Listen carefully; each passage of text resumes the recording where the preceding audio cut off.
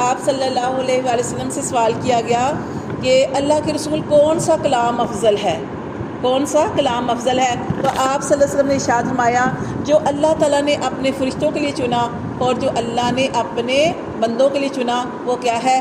سبحان اللہ و بحمدہ سبحان اللہ العظیم۔ یہ ایک اور حدیث میں آتا ہے کہ یہ جو الفاظ ہیں نا زبان پر ہلکے ہیں لیکن وزن میں بہت بھاری ہیں، ان کا وزن بہت زیادہ ہے۔ وزن کیوں زیادہ ہے؟ زبان میں ہم کہتے ہیں سبحان اللہ و بحمدہ سبحان اللہ العظیم، چھوٹے سے لفظ ہم آرام سے پڑھ لیتے ہیں، لیکن ان کا وزن اتنا زیادہ ہے کہ آپ جانتے ہیں کہ جب ہم اس دنیا سے جائیں گے ہمارا سارا معاملہ ہو جائے گا، پھر یہ جو ہے نا ہمارے اعمال نامے جب ہم اٹھائے جائیں گے نا ہمارے اعمال نامے جو ہیں وہ تولے جائیں گے۔ یہ نہیں دیکھا جائے گا کہ ایک اس کی اتنے پہاڑوں جتنی نیکیاں ہیں، نہیں، ان نیکیوں کا وزن کیا جائے گا۔ کیوں وزن کیا جائے گا؟ کیونکہ اس دنیا میں رہتے ہوئے بعض کام ہم دکھاوے کے لیے کرتے ہیں، بعض کام دکھاوے کے لیے کرتے ہیں، لوگوں کو خوش کرنے کے لیے کرتے ہیں۔ جیسے یہ میں نے آپ کو بتایا تھا شرک اصغر اور شرک اکبر۔ ایک ہوتا ہے شرک اکبر، شرک اکبر اس کی تو معافی ہے ہی نہیں، یعنی ہم اللہ کے ساتھ کسی اور کو برابر ٹھہراتے ہیں کہ یہ کام ہمارا یہ یہاں سے نہیں ہوا، یہ اللہ کو چھوڑ دیتے پیچھے اور کہتے ہیں فلاں نے ہمارا کام کیا ہے، حالانکہ اللہ کرنے والا ہے۔ یہ شرک اکبر ہے، اس کی معافی نہیں، جب تک معافی نہیں مانگیں گے۔ ایک ہوتا ہے شرک اصغر۔ شرک اصغر کیا ہے؟ آپ نماز پڑھ رہی تھی، آپ کے گھر کوئی عورت آ گئی، آپ سے ملنے کے لیے آ گئی، آپ کی رشتہ دار آئی یا کوئی ملنے والی ہے وہ آ گئی، آپ نماز پڑھی تھی، آپ وہ عورت آپ کے پاس بیٹھی ہے، اب آپ نے نماز کو بہت ہی اچھے طریقے سے پڑھنا شروع کر دیا، پہلے آپ اس طرح نماز نہیں پڑھی تھی، تو یہ آپ کی نماز ضائع ہو گئی۔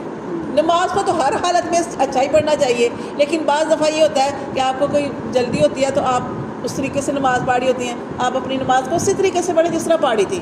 اب جب آپ نے اپنی نماز کا دھیان رکھ لیا کہ عورت میرے پاس بیٹھی ہے میں نماز، اب وہ سارا اجر آپ کا ضائع ہو گیا۔ اسی طرح محفل لگی ہوئی تھی، کوئی آ گیا، کوئی سوال کرنے والا آ گیا، آپ نے اپنا پرس کھولا اور اس کو پیسے دے دیے، ٹھیک ہے، اب آپ کی نیت کیا؟ اب نیت اللہ نیتوں پہ فیصلے کرے گا۔ اب آپ کی نیت یہ تھی کہ اتنے لوگ بیٹھے ہوئے ہیں، اتنی محفل لگی ہوئی ہے، میں پیسے یہاں پہ کسی کو دوں گی تو میری تو واہ واہ ہو جائے گی کہ اس نے اتنے پیسے دیے، آپ کا وہ خرچ کرنا ضائع چلا گیا۔ لیکن اگر آپ کی نیت یہ تھی، دوسری نیت بھی آ جائے گی۔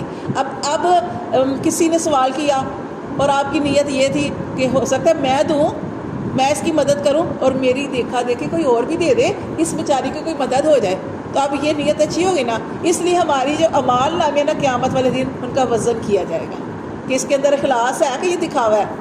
تو اس لیے اللہ تعالیٰ فرماتے ہیں، اللہ کے حبیب فرماتے ہیں، نبی کریم صلی اللہ علیہ وسلم فرماتے ہیں کہ دو لفظ جو دو ہیں نا، یہ سبحان اللہ و بحمدہ سبحان اللہ العظیم، کلمات ایسے ہیں، دو کلمات ایسے ہیں کہ جو زبان میں ہلکے ہیں اور وزن میں بہت بھاری ہیں، وہ ہے سبحان اللہ و بحمدہ سبحان اللہ العظیم، اور ان کو ضرور پڑھنا چاہیے۔ یہ اللہ تعالیٰ کی تعریف ہے، ٹھیک ہے، اللہ تعالیٰ کی تعریف ہے۔ فجر کے بعد اور مغرب کے بعد خاص طور پر ایک ایک تسبیح پڑھ لیا کریں، ٹھیک ہے جی۔ کیا کریں اب؟ اچھا آگے ہم پڑھیں کہ دیکھیں ہم رہتے ہیں منافقین کی نشانیاں۔ آپ جانتے ہیں کہ منافق جو ہوتا ہے اس کی 4 نشانیاں ہوتی ہیں۔ کیا ہے؟ بات کرے تو جھوٹ بولے، بات کرے تو جھوٹ بولے، اور آگے امانت میں خیانت کرے، اور وعدہ کرے وعدہ خلافی کرے، اور جب کسی سے لڑائی جھگڑا ہو تو کیا کرے؟ گالی گلوچ پہ آ جائے، کسی کے ساتھ لڑائی جھگڑا ہو تو گالی گلوچ پہ آ جائے۔ اب ہم پڑھیں کہ اللہ کو سب سے ناپسندیدہ شخص کون سا ہے؟ حدیث میں آتا ہے کہ اللہ کو سب سے ناپسندیدہ شخص کون سا لگتا ہے؟ آپ سے پوچھا گیا، آپ نے فرمایا وہ جو جھگڑالو ہے۔ تو یہ منافق کی نشانیوں میں سے آ گیا کہ کون سا وہ شخص؟ منافق ہے وہ شخص۔ کیا کہ جس کے ساتھ جھگڑا ہو جائے تو کیا کرنا چاہیے؟ خاموشی اختیار کرنی چاہیے، یا کوئی باتیں سنا رہا ہے تو ایک بندہ برداشت کرے گا تو بات ختم ہو جائے گی، یا اگر آپ کو بات کرنے کی ضرورت پڑ گئی ہے، آپ نے بھی بات کرنی ہے، کسی کی بات کا جواب دینا ہے، تو آپ وہ لفظ بولے جو مطلب اچھے الفاظ میں اس بات کا جواب دے دیں، ٹھیک ہے، اچھے الفاظ میں۔ جیسے ابو بکر صدیق رضی اللہ تعالیٰ کا واقعہ کہ جب آپ جواب نہیں نہ دیتے، آپ کی طرف سے فرشتہ ہوتا ہے کہ وہ ہمیں نظر نہیں آتا لیکن وہ فرشتہ اس بندے کا جواب دے رہا ہوتا ہے، لیکن ہم کہاں اتنے، تو مطلب یہ سوچے کہ جب ہم یہ چیزیں اپنے ذہن میں رکھیں گے نا، تو ہم قرآن پڑھتے ہیں، حدیث پڑھتے ہیں، اپنے ذہن میں رکھیں گے نا کہ یہ عورت تو مجھے اتنا برا بھلا کہہ رہی ہے، تو پھر آپ سوچیں کہ جیسے ابو بکر صدیق کے ساتھ واقعہ ہوا تھا کہ وہ آگے سے نہیں بولے تھے، تو نبی کریم صلی اللہ علیہ وسلم نے ارشاد فرمایا تھا کہ ابو بکر صدیق تم نہیں بولے تھے نا، تو مجھے تو وہ فرشتہ نظر آ رہا تھا جو تمہاری ساری باتوں کا جواب اسے دے رہا تھا، اب تم بول پڑے ہو تو اللہ نے فرشتہ ہی دور کر دیا۔ کہ جب ہم بولتے ہیں تو پھر ہم زیادہ ہی بول دیتے ہیں، اور قرآن میں آتا ہے کہ آپ کسی کے ساتھ ویسا ہی معاملہ کر سکتے ہیں جیسے کسی نے کیا۔ سب سے بہترین معاف کریں، اگر معاف کرنے کا ہمت نہیں رکھتے، اتنا صبر نہیں ہے آپ کے اندر، تو پھر اتنی ہی بات کریں جتنی کسی نے آپ کو کی ہے۔ اگر آپ کو کسی نے ایک بات کی ہے، آپ بھی اس بات کا اتنا ہی جواب دے دیں۔ اگر آپ نے ایک کی بجائے 2 باتیں کر دی ہیں، 3 باتیں اس کو کر دی ہیں، اس کی بےعزتی بھی کر دی ہے، ہر جگہ پہ اس کے ظلم کی باتیں بھی سنا دی ہیں، تو پھر کیا ہے، وہ آپ ظالموں میں سے ہو جائیں گے۔ یہ بھی معاملے ہوتے ہیں، یہ اس بات کو ہم نہیں سمجھتے نا، ہمارے ساتھ کسی نے برا کر دیا نا، ہم جگہ پہ جا کے کہتے ہیں، تو اس طرح کیا ہوتا ہے کہ وہ مظلوم ہو جائے گا اور ہم ظالم ہو جائیں گے۔ تو یہ باتوں کو بھی سمجھنا چاہیے۔ تو دیکھیں یہ منافقین کی نشانیوں میں سے کیا نشانی ہے کہ 3 نشانیاں، ایک تو ہم نے پڑھی نا، امانت میں خیانت کرنا، وعدہ کرنا تو وعدہ خلافی کرنا، جو امانت رکھائی گئی تو خیانت کر دی۔ اور یہ جو نشانی ہے نا کہ جب کسی کے ساتھ لڑائی ہو تو کیا کرنا، گالی پہ آ جانا، تو گالی نہیں دینی چاہیے، ٹھیک ہے نا، کیونکہ نبی کریم صلی اللہ علیہ وسلم نے ارشاد فرمایا کہ مومن کبھی بد اخلاق نہیں ہوتا۔ مومن ہم کیا ہے، مومن تو نہیں ہے، مسلمان ہیں ہم۔ مومن تو بڑے اعلیٰ درجے کے ہوتے ہیں۔ مومن وہ ہے کہ مومن وہ ہوتا ہے جو اللہ کے حکموں کو مان کے چلتا ہے، کہ اللہ کا حکم آ گیا اس کو مان لیا، جیسے کہ صحابہ کرام نے مانا۔ نماز پڑھتے تھے، نماز پڑھتے اللہ کا حکم آ گیا، قبلہ بدل لو۔ نبی کریم صلی اللہ علیہ وسلم کو وحی آئی، نبی کریم صلی اللہ علیہ وسلم نے اپنا رخ چینج کیا، رخ بدلا۔ صحابہ کرام نماز کے اندر رخ بدلا، انہوں نے بھی رخ بدلا۔ جب نماز ختم ہوئی انہوں نے نہیں کہا کہ یہ کیوں ہوا، کیسے ہوا، انہوں نے، یہ اتباع ہوتی ہے، یہ تابع داری ہوتی ہے کہ اللہ کے حکم کو فوراً تسلیم کر لینا، یہ مومن کی نشانی ہے۔ اور ہم مسلمان ہیں۔ مسلمان کیا ہے، ہم نے صرف کلمہ پڑھا ہے۔ نبی کریم صلی اللہ علیہ وسلم نے قرآن میں ارشاد فرمایا، ایک بدو آیا تھا نبی کریم صلی اللہ علیہ وسلم کے پاس، اور بدو آیا تھا اور اس نے آ کے کہا تھا کہ اللہ کے رسول میں مسلمان ہو گیا، میں مومن ہو گیا۔ آپ سے فرمایا کہ تم مومن نہیں ہوا، تو صرف مسلمان ہوا ہے، مومن نہیں ہوا۔ مسلمان وہ جس نے کلمہ پڑھا، مومن نہیں تو ہوا۔ مومن تو وہ ہوتا ہے جو اللہ کے ہر حکم کو مانتا ہے۔ وہ حکم تمہاری طبیعت کے اوپر بھاری ہے، یعنی تمہیں پسند ہی نہیں، اللہ نے حکم نازل کر دیا اور وہ حکم تمہارے اوپر بھاری ہے، لیکن تم نے اس حکم کو ماننا ہے، کیوں؟ اللہ کا حکم ہے۔ لیکن اب ہم کیا کرتے ہیں، ہم کرتے ہیں، ہم ایسے کرتے ہیں کہ جو چیز ہمیں پسند نہیں نا، اس کے اندر سے کبھی ادھر سے تلاش کرنے کی کوشش کرتے ہیں، شاید اس کے اندر اللہ نے کوئی دین کے اندر آسانی ہو، شاید دین کے اندر آسانی ہو۔ یہ ساری چیزیں غلط ہیں۔ جیسے مثال کے طور پہ آپ نیل پالش لگا کے نماز پڑھتے ہیں اور آپ کہتے ہیں اتنا بھی دین میں سختی نہیں ہے، کہاں لکھا ہے اتنی؟ اور ایک ہمارے وہ اس دن بھی آپ کو بتایا تھا کہ اتنے بڑے علامہ جو تھے، انہوں نے یہ فتویٰ دے رہے تھے کہ یہ کیا بات ہوئی کہ عورتیں اب نیل پالش اتاریں تو پھر وضو کریں۔ دیکھیں یہ اس طرح نہیں ہوتا۔ نیل کے اوپر آپ نے کوئی بھی چیز لگائی ہے تو یہاں تک پانی، نیل کے ناخنوں تک پانی نہیں پہنچتا، تو ناخنوں تک پانی نہ پہنچے تو پھر وضو نہیں ہوتا۔ تو دیکھیں جب آپ کا وضو نہیں ہے تو پھر آپ نماز بھی پڑھیں گے تو آپ کی نماز بھی قبول نہیں ہوگی۔ چل آپ کا دل کرتا ہے نا، آپ کا دل کرتا ہے کہ آپ نے نیل پالش لگانی ہے، مہندی لگانی ہے، تو آپ نپاکی کے دنوں میں لگا لیا کریں، وہ تھوڑے سے دن ہوتے ہیں، آپ کا شوق بھی پورا ہو جائے گا۔ یا پھر آپ نے نیل پالش لگانی ہے، آپ کو بہت شوق ہے، تو پھر آپ نے کیا کرنا ہے کہ وہ آپ اس کے ساتھ جو ریموور ہوتا ہے وہ پاس رکھنا ہوتا ہے۔ تو دیکھیں نبی کریم صلی اللہ علیہ وسلم کے بارے میں اچھا ہم پڑھ رہے تھے کہ مومن کبھی بد اخلاق نہیں ہوتا۔ اچھا اپنے نبی کریم صلی اللہ علیہ وسلم نے ارشاد فرمایا، ایک حدیث میں نے آپ کو بتائی تھی، آج اس کی تھوڑی سی وضاحت کرنی تھی کہ نبی کریم صلی اللہ علیہ وسلم نے ارشاد فرمایا کہ اگر نحوست ہوتی تو 3 چیزوں پہ ہوتی۔ یاد ہے کون کون سی 3 چیزیں؟ ہاں بتائیں اکثر، عورت میں، سواری میں، گھر میں۔ آج اس کی تھوڑی سی بتانا تھا کہ آپ نے فرمایا کہ نحوست کسی چیز میں نہیں ہے۔ نحوست ہے تو انسان کے برے عمل کی نحوست ہوتی ہے، انسان کے اس عمل کی نحوست ہوتی ہے جو اس نے کیا ہوتا ہے، اس کی وجہ سے اس کے اوپر سختیاں آ جاتی ہیں، ٹھیک ہے، ہاتھوں کی کمائی ہوتی ہے۔ آپ سے نے ارشاد فرمایا نحوست ہوتی 3 چیزوں میں ہوتی، سواری میں، گھر میں، اور کس میں؟ عورت میں، 3 چیزوں میں۔ اچھا اب نحوست، اب یہ دیکھیں آپ نے فرمایا بدبختی 3 چیزوں میں ہے، نحوست تو نہیں فرمایا، بدبختی 3 چیزوں میں ہے۔ کیا؟ عورت میں۔ عورت میں کیسے؟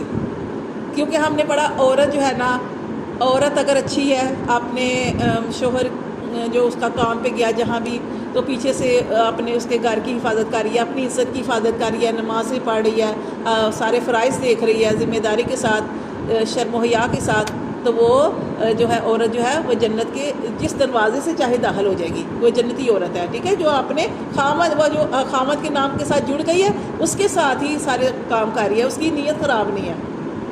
لیکن یہ عورت جس کے بارے میں فرمایا کہ بدبختی ہوتی، تو بدبخت ہے وہ عورت، 3 چیزوں میں بدبختی ہے ایک عورت میں۔ کس عورت میں؟ وہ عورت جو جھگڑالو ہے، جو جھگڑا کرنے والی ہے، جو گھر میں شوہر آتا ہے تو اس سے بس اس کا کام ہی لڑنا ہے، اس کا شوہر اسے دیکھے تو اس شوہر کو وہ عورت اچھی نہ لگے، ورنہ کیا حکم ہے؟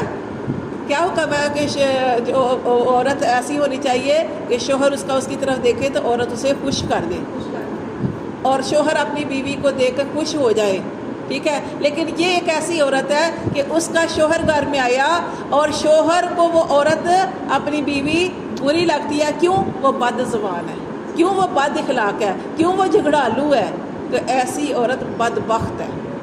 پھر سواری کے بارے میں فرمایا، سواری جیسے آپ جانتے ہیں پہلے زمانے میں اونٹ ہوا کرتے تھے، آج کل تو ذرا دوسری چیزیں نکل آئی ہیں، اس وقت یہ اونٹ سواریاں تھیں، تو آپ نے فرمایا کہ مریل سواری، مریل سواری، جیسے ہماری انسانوں کی نیت نہیں ہوتی خراب، ایسے اس سواری کی نیت خراب ہے۔ آپ اس کے اوپر بیٹھے ہیں، سواری نہیں چل رہی، آپ اس کے اوپر ہلا بھی رہے ہیں، مار بھی رہے ہیں، وہ نہیں چل رہی، تو ایسی مریل سواری وہ بھی بدبخت ہے، ٹھیک ہے۔ اور ایسی بدبخت کہ اس بدبخت سواری کو آپ کوئی لعنت والے لفظ کہہ دینا تو وہ لعنت اس کے اوپر واقع ہو جائے گی۔ جیسے ایک دفعہ ایک واقعہ نے، ایک صحابی تھے، صحابی کا نام تو میرے ذہن میں نہیں ہے، تو انہوں نے ایک سواری پہ جا رہے تھے، تو ان کی سواری چل ہی نہیں رہی تھی، وہ مار بھی رہے تھے لیکن وہ نہیں چل رہی تھی، بڑی آہستہ آہستہ تنگ آ رہی تھی، تو انہوں نے صحابی نے کیا کہا کہ لعنت ہو تجھ پر، سواری کو کہہ دیا۔ تو نبی کریم صلی اللہ علیہ وسلم کو پتہ چلا، تو آپ نے سب سے پہلے تو لعنت بھیجنے سے منع فرمایا کہ کسی کے اوپر لعنت نہیں بھیجنی۔ اس کے بارے میں آپ جانتے ہیں نا، لعنت کے بارے میں نبی کریم صلی اللہ علیہ وسلم نے ارشاد فرمایا، جب کوئی عورت یا کوئی مرد کسی پہ لعنت بھیجتا نا کہ فلاں پہ لعنت، تو اللہ کے فرشتے دیکھتے ہیں کہ یہ لعنت جس کے بھیجی ہے، جس کے اوپر بھیجی ہے، وہ لعنت کا مستحق ہے کہ نہیں ہے۔ یہ کسی وقت یہ ہوتا ہے کہ آپ کو وہ شخص برا لگتا ہے، آپ کو وہ عورت بری لگ رہی ہے، لیکن اللہ کی نگاہ میں وہ ٹھیک ہے، اس کی نیت اچھی ہے، آپ کو اس کی نیت بری لگ رہی ہے، ہو سکتا ہے وہ عورت لعنت کی مستحق نہیں ہے، لیکن آپ نے اس کے اوپر لعنت بھیج دی۔ اب لعنت اس کے اوپر جا رہی تھی، لیکن اللہ تعالیٰ اس کے اوپر لعنت نہیں ڈال رہے، وہ لعنت اللہ کہتے ہیں یہ تو لعنت کی مستحق نہیں ہے، وہ لعنت جو ہوتی ہے دوبارہ واپس آ کے اسی لعنت کرنے والے کے اوپر گرتی ہے، اور پھر وہ شخص لعنتی ہو جاتا ہے، اس کو پھر نیکیوں کی توفیق نہیں ملتی۔ تو یہ جو سواری کے بارے میں فرمایا مریل سواری، لعنت بھیجنے سے منع فرمایا، لیکن یہ صحابی نے ہاں اگر کوئی ایسا جیسے یہ سواری تھی اس کے اوپر فرمایا کہ لعنت ہو تجھ پر، تو آپ نے فرمایا اب یہ سواری کبھی تیز نہیں چلے گی، اب ایسے ہی چلے گی۔ کیوں؟ آپ نے فرمایا کیونکہ یہ ہے یہ ایسی، اس کے اندر یہ ہے نا چیز، تو اب لعنت اس کے اوپر واقع ہو گئی ہے، تو اس کو چھوڑ دو۔ اور تیسری چیز کیا بتائی میں نے؟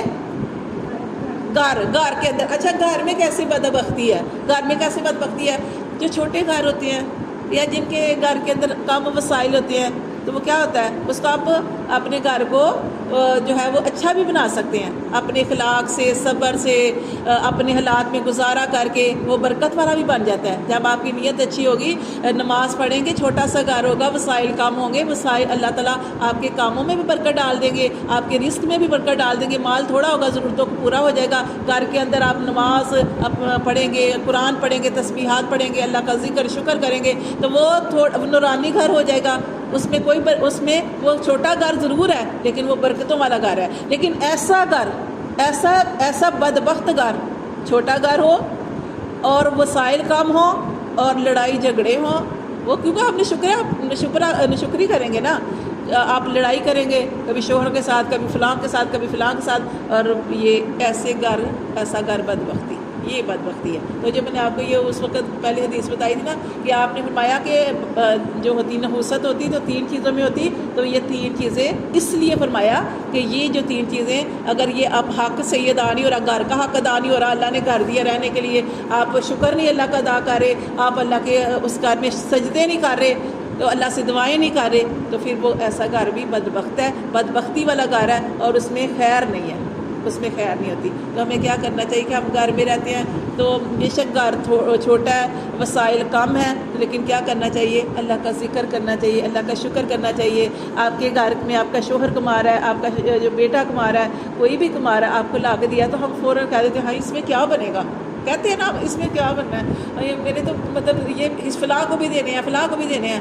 یہ کم از کم جب لے رہے ہو نا بسم اللہ پکڑ کے لے لو، بسم اللہ پکڑ کے لے لو، بسم اللہ پکڑو گے کیا ہوگا؟ اللہ برکت ڈال دے گے۔ وہ دعا نا بسم اللہ والا، تو وہ دودھ والی دعا پڑھ لیا کرے، آتی ہے دودھ والی دعا، دودھ پینے کی دعا، ہاں یہ دعا بسم اللہ اگر دودھ پینے والی دعا آتی ہے وہ پڑھ لیا کریں، وہ نہیں آتی تو خالی بسم اللہ پڑھ کے نا وہ پیسے پکڑ لیا کریں، اللہ تعالیٰ اس میں برکت ڈال دیں گے، آپ کی ضرورتوں میں جو ہے وہ ساری پوری ہو جائیں گی۔ لیکن بعض دفعہ اتنا کچھ آتا ہے، اتنا مال آتا ہے، ڈیروں ڈیر آتا ہے، لیکن بیماریوں پہ نظر ہو جاتا ہے، کوئی بیماری بری لگ جاتی ہے یا کوئی اور جگہ پہ لگانا پڑ جاتا ہے۔ تو اس لیے جب ہم اللہ کا شکر ادا کرتے ہیں، اللہ کے نے جو ہمارے اوپر احسانات کیے ہیں، نعمتیں دی ہیں اللہ تعالیٰ کی، ہم ان نعمتوں کا شکر ادا کرتے ہیں، ذکر کرتے ہیں، اللہ سے راضی رہتے ہیں، مطمئن رہتے ہیں، تو اللہ تبارک و تعالیٰ ہمارے سامنے ہمارے کاموں میں برکت ڈال دیتے ہیں۔ اس لیے اللہ تعالیٰ کا ہر حال میں شکر ادا کرنا چاہیے۔